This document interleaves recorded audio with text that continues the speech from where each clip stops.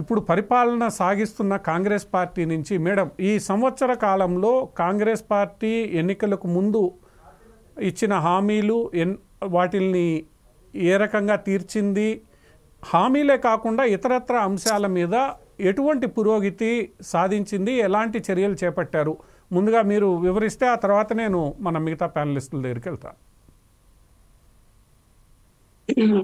తప్పకుండా అండి. 6 గ్యారంటీలు అనేది కూడా మేము అందరికి కూడా ఇవ్వడం జరిగింది. ఇంకా కొంతమందికి అంటే దశల వారీగా కొంతమందికి అంటే దాంట్లో టెక్నికల్ ఇష్యూస్ ఉండి ఇట్లా మేము ఫస్ట్ వచ్చిన రోజే మీరు చూసిండ్రు ఉచిత బస్సు కానివ్వండి, రాజీవ్ ఆరోగ్యశ్రీ 10 లక్షలు కూడా ఇన్సూరెన్స్ కూడా మొదలు పెట్టడం జరిగింది. తర్వాత పెద్ద మంచి పరిణామం ఏంటంటే రైతు రుణమాఫీ. సరే కొంతమందికి కాకపోవడం అనేది గవర్నమెంట్ తప్పు కాదండి. సరే వాళ్ళకి ఆధార్ కార్డు లేకపోతే బ్యాంక్ పరంగానో టెక్నికల్లో దానికరంగా అయ్యింది. త్వరలో రైతు బంధు కూడా వాళ్ళకి పడబోతుంది. తర్వాత ప్రతి విషయంలో మీరందరూ డ్రగ్స్ రహితంగా కూడా తెలంగాణ రాష్ట్రం ఉండాలన్న ఒక దాంతో రేవంత్ రెడ్డి గారు కూడా ముందుకెళ్ళడం జరిగింది. అభివృద్ధి పదంలో నడుపుతూ ఈరోజు తెలంగాణ రాష్ట్రంలో గతంలో చేసిన బీఆర్ఎస్ పార్టీ చేసిన అరాచకాలు ఏంటి, నిజంగా వాళ్ళు ప్రజలను ఎందుకు ఇబ్బంది పెట్టిండ్రు, ఉద్యోగాలు లేక అడ్డగోలుగా ఇష్టానుసారంగా టెండర్లు వేసుకొని వెంచర్లు వేసి టెండర్లు వేసి రిజిస్ట్రేషన్ చేయించేసి అక్కడ నాలాల మీద అవి కట్టడము, హైడ్రా విషయంలోనే కానివ్వండి ఏ విషయంలో గత ప్రభుత్వం 7 సంవత్సరాల నుంచి రేషన్ కార్డులు ఇవ్వకపోవడము, పెన్షన్లు ఇవ్వకపోవడము, ఈ రకంగా ప్రతి ఒక్కరిని కూడా ఇబ్బంది పెట్టడం జరిగింది. వాస్తవానికి మనం కాంగ్రెస్ పార్టీ అధికారంలోకి రాకముందుకి 2.5 లక్షల కోట్లనే అనుకున్నాం మనం అప్పు. కానీ అసలు రాష్ట్రం వచ్చిన తర్వాత కేబినెట్ అందరు కూర్చున్న తర్వాత కానీ 7.5 లక్షల కోట్ల అప్పు అని తెలియలేదు. సరే వాస్తవం అనేది అప్పుడు తెలిసింది. మామూలుగా సరే ఒక ప్రభుత్వం నడిచినప్పుడు అప్పులు అనేది ఇచ్చుకోవడం పుచ్చుకోవడం కామన్ గా ఉంటుంది అనుకున్నాం. కానీ ఇంత ఎత్తున కూడా ప్రజల కోసం ఖర్చు పెట్టింది లేదు. చాలా దాంట్లో స్కామ్స్ కూడా జరిగినాయి. విద్యుత్ శాఖలో మీరు చూసిండ్రు. అలాంటి దానికి ఒక కమిటీ వేశారు, అది కూడా నడుస్తుంది. గొర్రెల దాంట్లో కూడా స్కామ్స్ నడిచాయి. కాళేశ్వరం ప్రాజెక్ట్ చాలా రకరకాలుగా ప్రజల సొమ్ముని దుర్వినియోగం చేయడం జరిగింది. సో వాళ్ళంటి వారి మీద చర్యలు తీసుకోవడం కూడా జరుగుతుంది. ఇక కూడా అభివృద్ధి పథకంలో ముందుకు వెళ్ళాలన్న ఆకాంక్షతోనే ఉంది.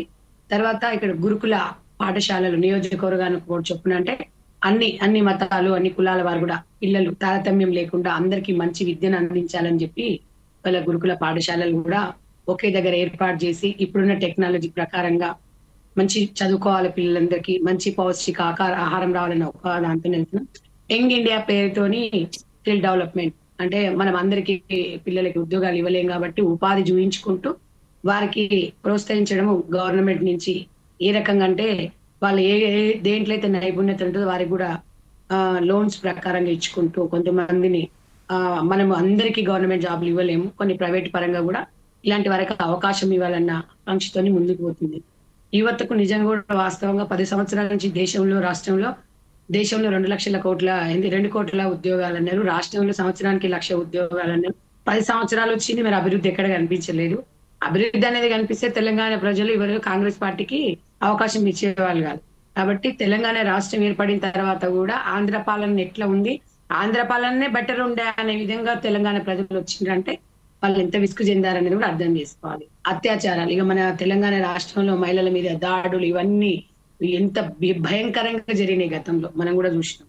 దాన్ని రకరకాలుగా అంటే క్రైమ్ పెరగడము, పిల్లల్ని గంజాయి మత్తులో ముంచి అది చేయడము, ఎన్ని రకాలుగా చూసినాం. తెలంగాణ రాష్ట్రాన్ని మంచి ధనిక రాష్ట్రంగా ఇచ్చిన కాంగ్రెస్ పార్టీ అప్పుల కూపం చేసి ప్రజలను మభ్యపెట్టి ఇష్టానుసారంగా జరగడం జరిగింది. మేము ఒకటే చెప్తున్నామండి, మేము ఇచ్చిన హామీలు అమలు పరచకపోతే ప్రజలు మళ్ళీ మీకే అవకాశం ఇస్తారు.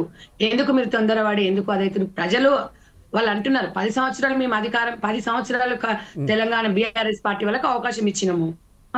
అక్కడ ఏం జరగలేదు. 10 నెలలనే కాంగ్రెస్ పార్టీ చేయలేదంటే అన్ని ఒకసారి చేయడానికి ఇదేమన్నా అల్లావుద్ది అద్భుత దీపం కాదండి. దానికి ఒక కర్త క్రియాకర్మ అన్ని ఉంటాయి.